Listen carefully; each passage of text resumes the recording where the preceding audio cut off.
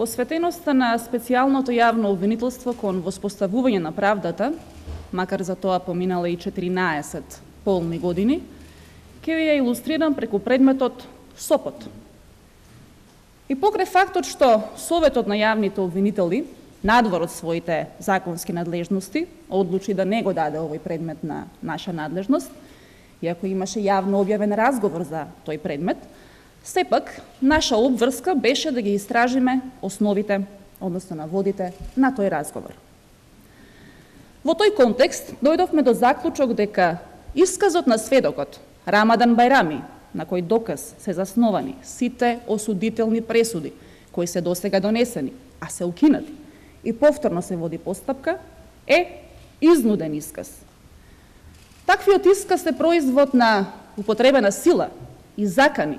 по личниот интегритет на сведокот од страна на службени лица на Министерството за внатрешни работи на Република Македонија,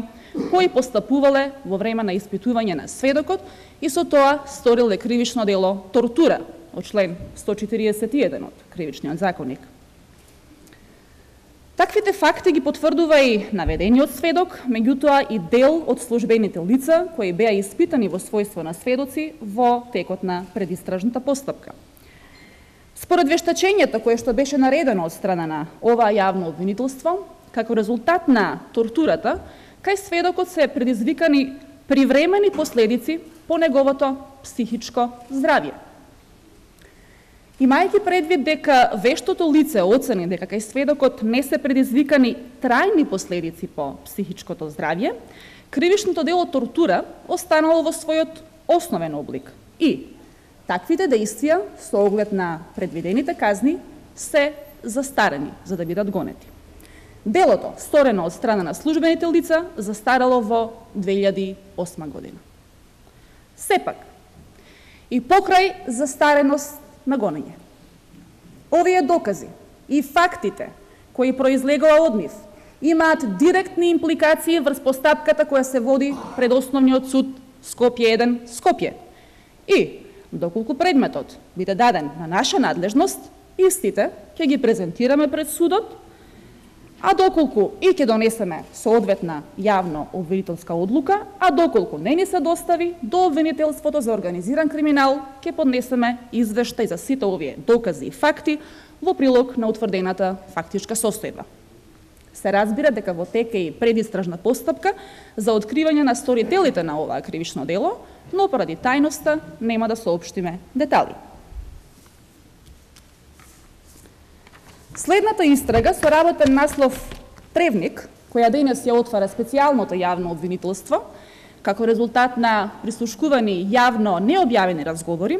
опфаќа основано сомнение за кривично-правни дејствија на 3 лица за изградба на 3 викенд куќи во општина Зеленикова, без да имаат право на таква градба, односно градење без одобрение за градење.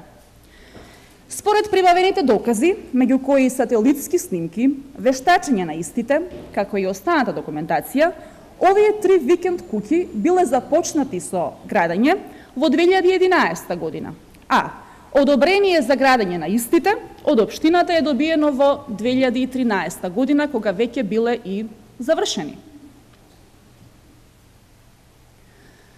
Законот за градење предвидува обратен редослед, односно најпрвин добивање на правосилно одобрение за градење, а дури потоа започнување со градење. А надвор од тој редослед,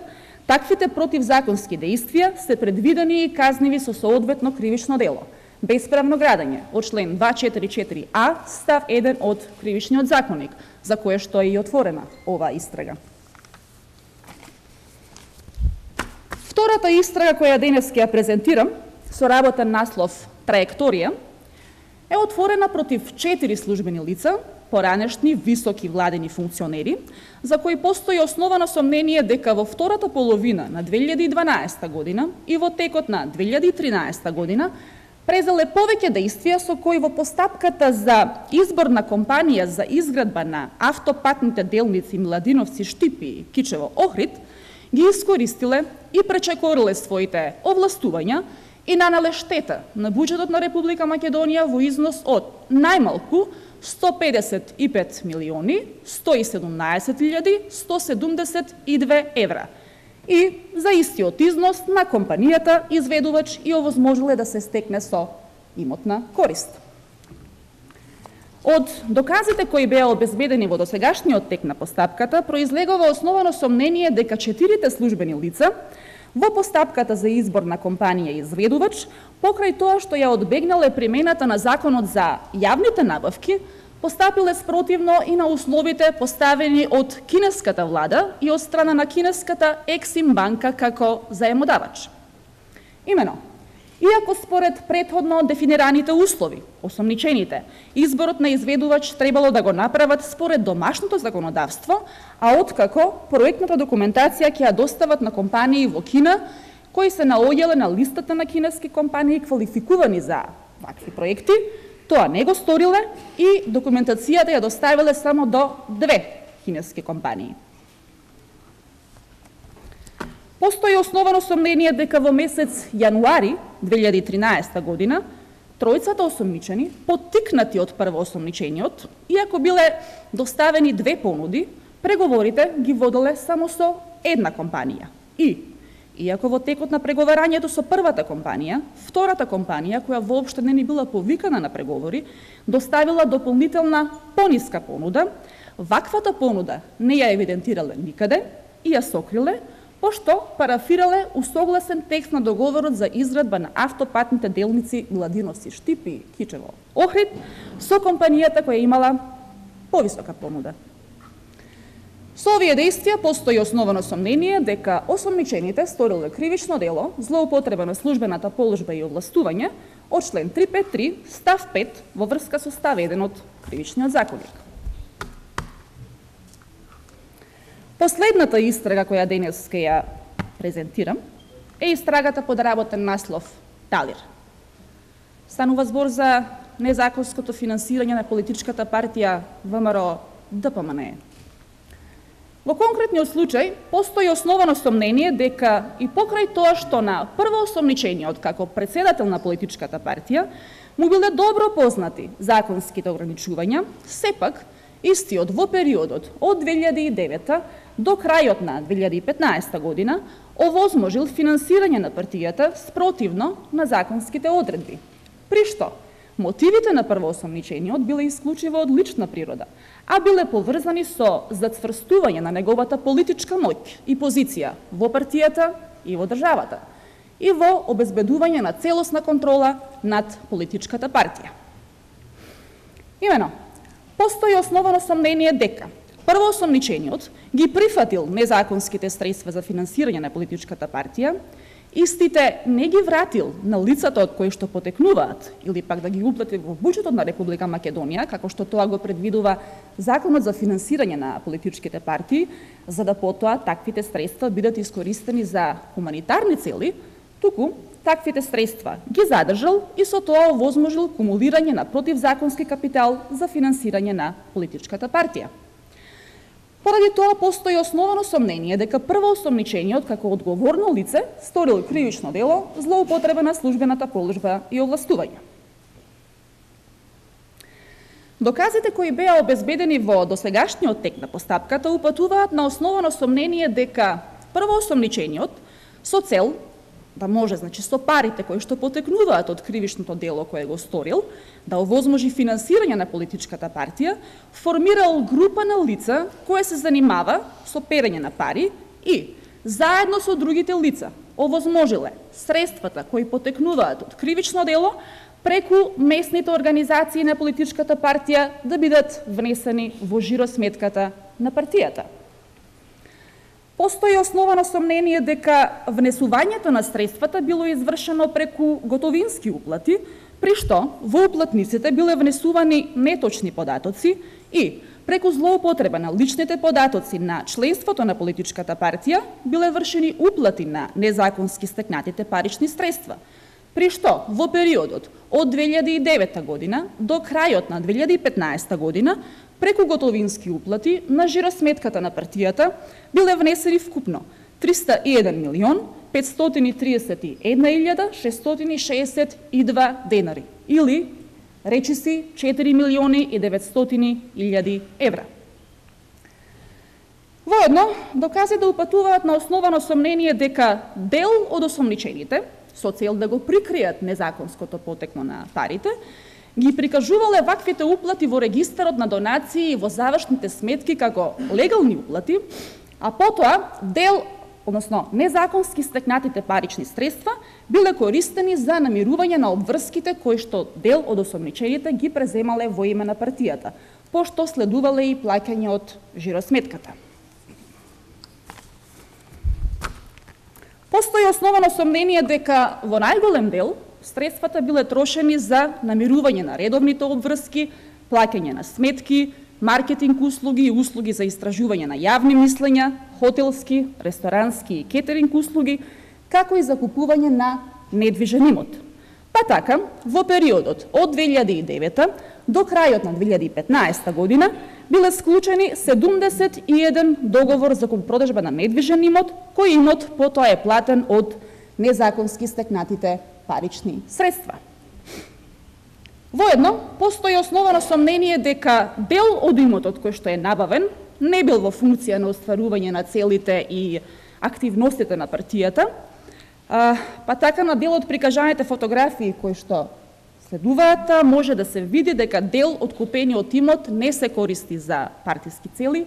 и нема партиски обележја. Поради наведеното, постои основано сомнение дека вкупно 11 лица сториле кривично дело, перење на пари и други приноси од казниво дело, од член 273, став 5 во врска со став 1 од Кривичниот законник, од кои 9 лица се осомничени како директни извршители, а 2 како помагачи. Според доказниот материјал, ова не било единствениот начин на незаконско финансирање на политичката партија.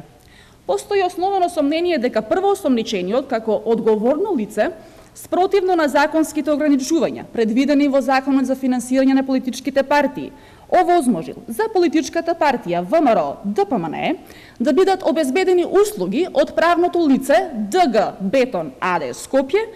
кое правно лице во време на обезбедување на услугите имало склучено договори за доделување на јавни набавки. Доказите обезбедени во предистражната постапка упатуваат на основано сомнение дека второосомничениот, помогнат од останатите осомничени лица, склучил договор за соинвеститорство, при што недвижноста која што била вложена во име на политичката партија ВМРО ДПМНЕ имала вредност од 76.445.600 денари, додека вкупните вложувања на ДГ Бетон АД Скопје биле во вкупна вредност од 556.041.640 денари, од кои 424.733.242 денари